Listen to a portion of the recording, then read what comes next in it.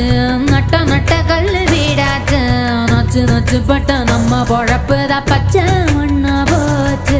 வித்த வித்த கல்லு என்னாச்சு, விண்ண விண்ண தொட்டு நின்னாச்சு. மண்ணு குழி போல நம்ம பரம்பரை பள்ளம் ஆகி போச்சு.